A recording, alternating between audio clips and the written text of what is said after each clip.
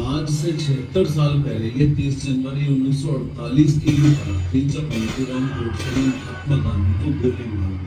हुआ ये था कि ये बिरला हाउस है, एक तरह से महात्मा गांधी का घर। शाम 5:15 बजे की बात है। गांधी जी जस्ट अभी अपने कमरे से निकलकर इस प्लेयर ग्राउंड की तरफ बढ़ रहे हैं। दिक्कत वाली बात यह है कि उन्हें बिल्कुल भी अंदाजा नहीं है कि प्लेयर ग्राउंड में इतनी भीड़ में रिवॉल्वर लेके आज उनका हत्यारा नाथूराम गोडसे उनका इंतजार कर रहा है। इतनी भीड़ में रिवॉल्वर किसी को दिखाई ना दे जाए, इसलिए गोडसे ने ऐसे खड़े होकर रिवॉल्वर यहाँ छुपा रखी है। अपने कमजोर कदमों से चलते हुए गांधी जी जैसे ही प्लेयर ग्राउंड की सीढ़ियों पर चढ़कर ऊपर पहुंचे, वैसे ही हजारों की भीड़ में खड़े गोडसे ने भीड़ से निकलकर गांधी जी को झुककर प्रणाम किया। गोडसे को आगे आते हुए देख गांधी जी की भतीजी मनु ने प्रणाम किया।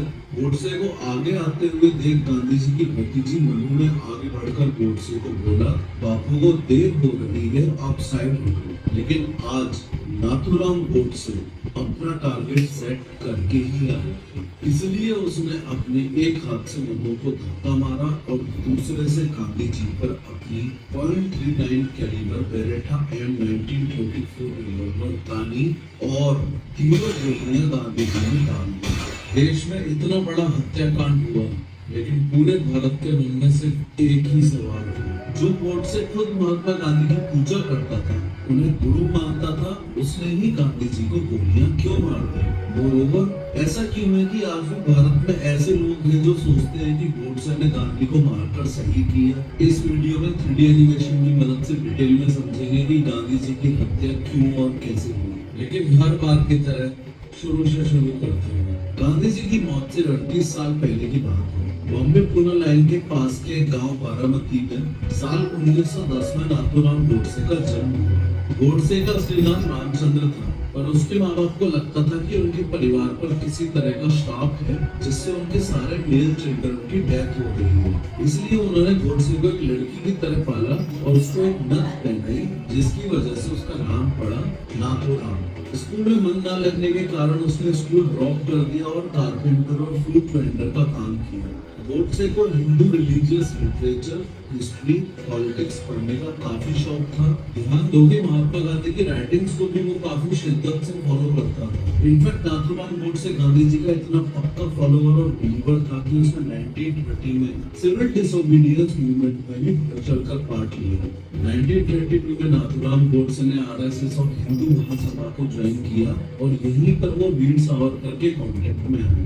नाथूराम गोडसे और वीर सावरकर के बारे में बहुत ही अनबिलीवेबल बात ये भी है कि 1975 में पब्लिश हुई एक बुक फ्रीडम एट मिडनाइट के अकॉर्डिंग ये दोनों गे या होमोसेक्सुअल थे। ऐसा मैथ का सबसे बड़ा असर नाथूराम गोडसे पर ये हुआ कि उसकी आइडियोलॉजी पैसिफिस्ट से मिलिटेंट की तरफ बढ़ने लगी। अगर आशा में बीतता गया, वैसे वैसे गोडसे के मन में गांधी जी के लिए दुश्मनी बढ़ती गई। नाथूराम गोडसे गांधी जी से इसलिए नफरत करने लगा था क्योंकि उसका मानना था कि गांधी जी ने अखंड भारत के कॉन्सेप्ट को कमजोर कर दिया है। नाथूराम गोडसे ऐसा भी मानता था कि गांधी जी मुस्लिम कम्युनिटी के लोगों को अपने हर मेजर डिसीजन में ज्यादा सपोर्ट करते हैं और हिंदू धर्मों के लोगों के खिलाफ जाकर उन्होंने देश को धोखा दिया है। धीरे धीरे ये विचारधारा नाथूराम गोडसे के दिमाग में इतनी मजबूत हो गई कि उसने गांधी जी को जान से मारने का फैसला कर लिया। ओवरऑल इस टाइमलाइन पर ग्राफिक्स के जरिए आप ऐसे समझ सकते हो कि 1942 एक वो बीच का साल था जब नाथूराम गोडसे की विचारधारा ने शिफ्ट मारा।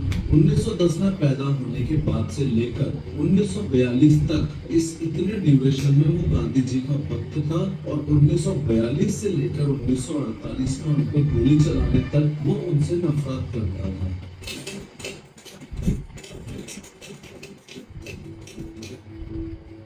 इस वीडियो के आगे के हिस्से में तो पैरेलल स्टोरीज चलने वाली है, तो थोड़ा सा अलर्ट रहें। अगर बात करूं नाथूराम गोडसे की, तो बॉम्बे से चलकर वो 30 जनवरी 1948 को सुबह 7 बजे ओल्ड दिल्ली रेलवे स्टेशन पहुंच जाता है। ऑन द अदर हैंड, आज हत्या वाले दिन बिरला हाउस में रोजाना की तरह ही गांधी जी सुबह 3:30 बजे उठे और उन्होंने 4:45 बजे अपनी प्रार्थना सभा की, शहद और नींबू वाला गर्म पानी पिया और 4:45 बजे वापस वहीं चले गए। 3 घंटे सोने के बाद सुबह 8 बजे गांधी जी फिर से उठते हैं और अपने नॉर्मल रूटीन फॉलो करते हैं। नॉर्मली उनके रूटीन में इंक्लूडेड होता था सुबह उठ के ब्रेथ स्टेशन से अपनी मालिश करवाना, अखबार पढ़ना, आवाज़ें बांग्ला सीखना, नाश्ते में बॉइल्ड वेजिटेबल्स खाना और बकरी का दूध पीना। मोरोवर महात्मा गांधी से रिलेटेड एक डिस्टर्बिंग बात ऐसी भी है जिसको पहली बार में सुन के तो विश्वास ही नहीं होता, पर हाँ, इस बात को प्रूव करने के लिए काफी सारे ठोस सबूत आज भी मौजूद हैं। असल में बात यह है कि कुछ साल पहले ही महात्मा गांधी ने ब्रह्मचर्य अपना लिया था। उनके लिए सिर्फ ब्रह्मचारी होना काफी नहीं था। उनका मानना था कि उनके फॉलोअर्स के सामने उन्हें ये प्रूव भी करना चाहिए कि वो एक कठोर ब्रह्मचारी हैं और उनका सेल्फ कंट्रोल बहुत ही स्ट्रॉन्ग है। अब ये बात सुनने में बहुत अजीब है, लेकिन हाँ, अपने ब्रह्मचर्य को साबित करने के लिए वो अपने इनर सर्किल की लेडीज के साथ में सोते और नहाते। चौंकाने वाली बात यह है कि गांधी जी ने अपने इन एक्सपेरिमेंट्स को कभी भी दुनिया से छुपाया ही नहीं। अपने लेटर्स में गांधी जी ने कई बार इन 3 लेडीज के बारे में जिक्र किया। ये है मनु, जो कि सिर्फ 17 साल की थी, यानी गांधी जी से 60 साल छोटी, और ये गांधी जी की भतीजी थी। ये है आभा, जो कि गांधी जी के भतीजे कन्हू गांधी की वाइफ थी, और ये है सुशीला नेहरू, जो कि गांधी जी की पर्सनल फिजिशियन थी। In one of his letters, Gandhi ji has mentioned that while taking bath with Sushila Nair, अपने ब्रह्मचर्य को साबित करने के लिए वो अपनी आंख बंद कर लेते थे। Anyways, 30 जनवरी 1948 का गांधी जी का पूरा दिन अलग अलग मीटिंग्स में बीत गया। 2:30 बजे उन्होंने अपना ऑटोग्राफ दिया, जो कि उनकी जिंदगी का आखिरी ऑटोग्राफ था। आगे बढ़ने से पहले ये विजुअलाइजेशन भी आपको क्लियर होना चाहिए कि इस समय गांधी जी यहाँ अपने कमरे में बैठकर मीटिंग कर रहे थे और रूम से बाहर निकलकर इस जगह पर प्रेयर ग्राउंड था। गांधी जी रोजाना शाम को 5 बजे इस प्रेयर ग्राउंड में प्रार्थना सभा करने जाते थे। प्रार्थना सभा का मतलब है नॉर्मली कुछ भजन वगैरह करना या फिर गांधी जी का हजारों की भीड़ को ज्ञान देना। आज हत्या वाले दिन यानी 30 जनवरी 1948 को उनकी लास्ट मीटिंग सरदार वल्लभ भाई पटेल के साथ चल रही है और गांधी जी प्रार्थना सभा में जाने के लिए ऑलरेडी 15 मिनट लेट हो चुके हैं। वहीं दूसरी ओर गोडसे अपने साथी नारायण आप्टे और विष्णु कलकरे के साथ सुबह 7 बजे ओल्ड दिल्ली रेलवे स्टेशन के 6 नंबर रेस्टिंग एरिया में पहुंचे। वहां पहुंचकर उन्होंने अपनी फाइनल प्लानिंग को अंजाम दिया, लेकिन आगे बढ़ने से पहले आपको क्लियरली समझा दूं कि ये तीनों ही गांधी जी की हत्या के मास्टरमाइंड्स थे। नाथूराम गोडसे के साथ मौजूद ये नारायण आप्टे है और ये विष्णु कलकरे है। ये तीनों ही हिंदू महासभा के माध्यम से एक दूसरे के कांटेक्ट में आए थे। खैर, पहले तो तय हुआ कि गोडसे बुर्का पहनकर जाए। वो लोग बाजार से 50 रुपए का बुर्का लेकर भी आए, पर उसकी बाहें ढीली होने की वजह से पिस्टल उसमें बार-बार फंस रही थी। और दूसरा एक इम्पोर्टेंट रीजन ये भी था कि गोडसे को फीमेल ड्रेसअप में अपना पकड़ा जाना बदनामी जैसा लग रहा था।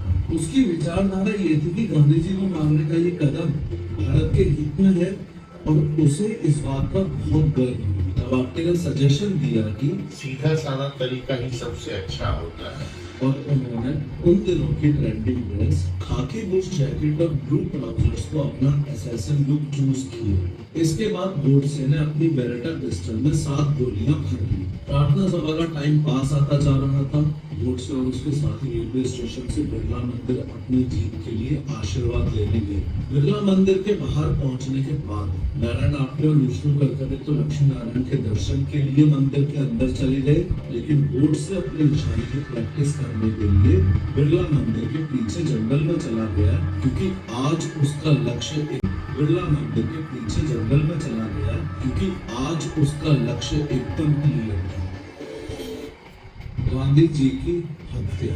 बिरला मंदिर से बिरला हाउस का डिस्टेंस लगभग 6 किलोमीटर का है। ताकि किसी को शक ना हो, उन्होंने अलग अलग समय पर जाने का प्लान बनाया। प्लान के अकॉर्डिंग सबसे पहले तो नाथूराम गोडसे तागा करके बिरला हाउस के लिए निकलता है। 5 मिनट बाद नारायण आप्टे और विष्णु कलकरे भी तांगे से बिरला हाउस के लिए निकल जाते हैं। बिरला हाउस के गेट पर आज पहले से ज्यादा पुलिस तैनात है। पहले से ज्यादा पुलिस इसलिए तैनात है क्योंकि ये पहली बार नहीं था जब गांधी जी पर हत्या का अटेम्प्ट होने वाला था। साल 1934 से 20 जनवरी 1948 के बीच टोटल 5 बार गांधी जी को जान से मारने की कोशिश की गई थी।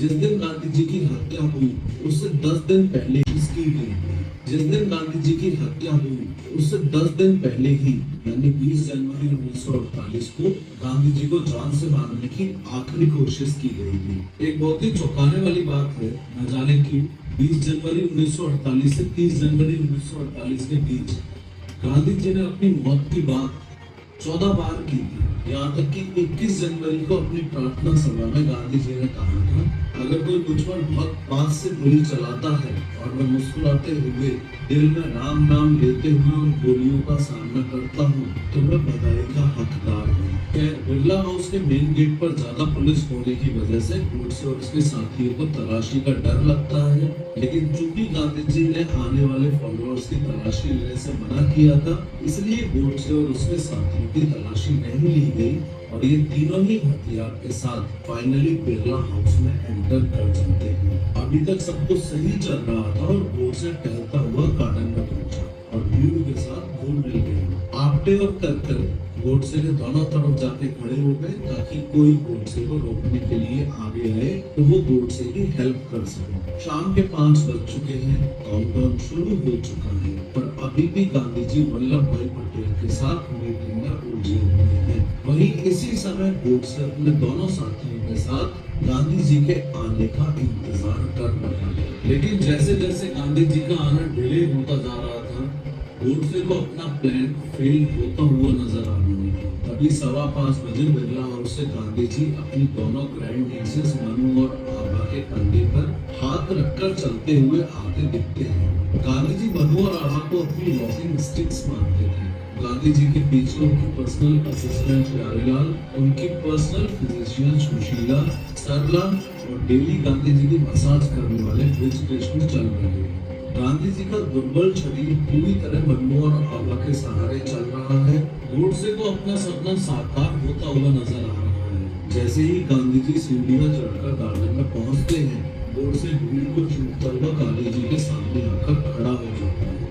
दोनों हाथ जोड़कर प्रणाम करता है, कहता है नमस्ते गांधी जी और पैर छूने के लिए नीचे झुकता है। मनु गोडसे को साइड हटने को कहती है क्योंकि गांधी जी सभा के लिए काफी लेट हो चुके थे, पर गोडसे तो आज गांधी जी का वध करने के इरादे से ही आया था। गोडसे सिर्फ गांधी जी को ही नहीं मारना चाहता था, बल्कि वो तो पाकिस्तान लेजिस्लेटिव असेंबली में बम ब्लास्ट करके जिन्ना को भी मारना चाहता था। अपने दोनों हाथों के बीच गोडसे ने .39 कैलिबर बेरेटा पिस्टल छुपा रखी थी। ऊपर उठते हुए गोडसे मनु को अपने लेफ्ट हाथ से धक्का मारता है, जिससे मनु के हाथ से गांधी जी का सामान नीचे गिर जाता है। अपने राइट हैंड से पिस्टल तानते हुए 5:17 पर गांधी जी पर पहली गोली गांधी जी के अपर थाई पर लगती है, दूसरी एब्डोमेन में और तीसरी चेस्ट पर। गांधी जी ने अपने दोनों हाथ क्षमा मांगते हुए उठाए और हे राम बोलते हुए जमीन पर गिर पड़े। ऐसा लग रहा था कि मानो दुनिया थमसी गई है और दुनिया में अहिंसा का वो सबसे बड़ा पुजारी आज हिंसा की बलि चढ़ चुका है। ये कई सालों की सिस्टमेटिक ब्रेन वॉशिंग का ही काम था कि गांधी जी कुछ कट्टर हिंदुओं के दिलों में एक कांटे की तरह चुप रहे थे। गोली चलते ही और ये हत्याकांड होते ही चारों तरफ अफरा तफरी मच गई। अनएक्सपेक्टेडली गोडसे ने भागने का कोई अटेम्प्ट नहीं किया और पास ही खड़े एक royal Indian air force officer Devraj Singh Thakur और यूएस डिप्लोमेट थर्मन रेमंड ने गोडसे को पकड़ लिया और उसकी पिस्टल छीन ली। लोगों ने गुस्से में आकर गोडसे को खूब पीटा और पुलिस ने बीच में आकर गोडसे को अरेस्ट किया और उसे बिरला हाउस से तुगलक रोड पुलिस स्टेशन ले गए। गोलियां लगते ही गांधी जी को तुरंत वापस बिरला हाउस ले जाया गया। बदकिस्मती से बिरला हाउस की डिस्पेंसरी में उस दिन एक डॉक्टर तक भी मौजूद नहीं था। अगर आप ब्रिजकृष्ण जब तक डॉक्टर को लेकर आया तब तक बहुत देर हो चुकी थी। शाम 5:40 पर मनु ने कहा, बापू अब नहीं रहे। देश के राष्ट्रपिता की डेथ से पूरी दुनिया शॉक में थी और देश की नींव भी टूट चुकी थी। और सवाल अभी भी वही के नहीं है। जो गोडसे खुद गांधी जी की पूजा करता था, उन्हें गुरु मानता था, उसने ही गांधी जी को गोलियां क्यों मार दी? नाथूराम गोडसे को महात्मा गांधी को मारने का जितना कारण अभी तक आपको पता चला है, वो अधूरा है। और ये बहुत ज्यादा जरूरी है कि गोडसे की साइड को भी ध्यान से देखो और समझो। आजादी के बाद के पहले हत्याकांड के कुछ रीजंस हैं जो खुद गोडसे ने अपनी बुक मैंने गांधी को क्यों मारा में एक्सप्लेन किए। नफरत की आइडियोलॉजी ने इस हत्या के पीछे के मास्टरमाइंड्स को कैसे इन्फ्लुएंस किया, चलो डिटेल में समझते हैं। ध्यान रहे आगे आने वाले साथियों के साथ